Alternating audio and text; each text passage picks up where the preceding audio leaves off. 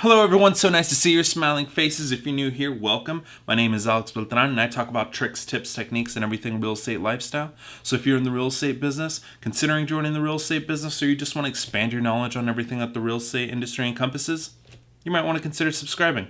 It is move-in, move-out season, which means if you have an investment property, you're going to have to do some prep and some maintenance in order to have that property ready for your next tenant. And while the place is empty, you might want to do some quick renovations, but what renovations do you want to stay completely away from because they're completely unprofitable?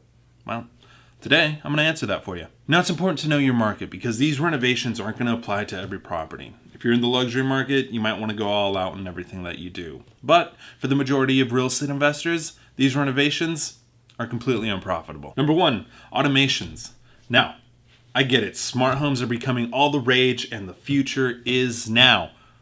But not for investment properties. If there's a way to break it, there's a tenant out there that will figure out how. Not to mention that these systems are in their infancy and they don't really work that well. They constantly need to be updated and troubleshot, which brings unnecessary upkeep and maintenance. It's cool, but completely unprofitable, so pass. Número dos, Energy Star products. Yes, I do care about the environment, and there are plenty of refrigerators, air conditioners, and water heaters out there that don't have the Energy Star logo that are very comparable to the ones that do, and at a fraction of a price.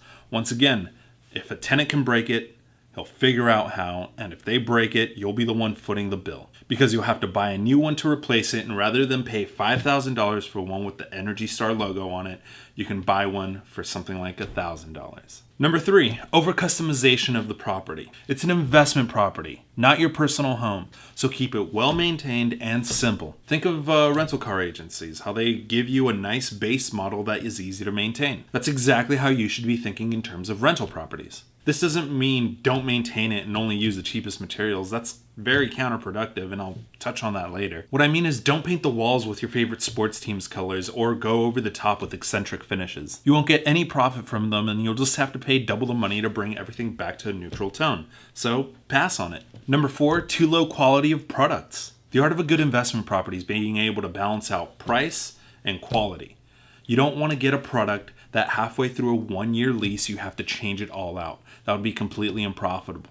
Rather, get materials that will last and cycle through multiple tenants, but still isn't that expensive. Number five, making your house the biggest house on the block, or as they call it in real estate terms, over-improving for the neighborhood. Yes, having more bedrooms is good, but it's a balancing act as well. When homes in the neighborhood are 1,500 square feet, 3-bedroom, 2-bath, you don't want to build your house out to 4,000 square feet, 6 bedrooms, 5-bath, 2 libraries, 1 office, and a replica doghouse. Okay, I'm exaggerating there a little bit, but you get the point.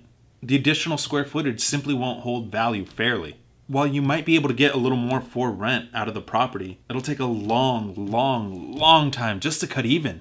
And number six, this one's actually the exact opposite of over-improving. It's removing bedrooms. Don't make your 4-bedroom, 3-bath into a 3-bedroom, 3-bath. You're literally losing money in every way possible. From the value of the house dropping to the amount of rent that you can collect dropping and the money that you spent to knock down that wall, it seems kind of funny to say this because it's so obvious, but I'm seeing more and more people do this.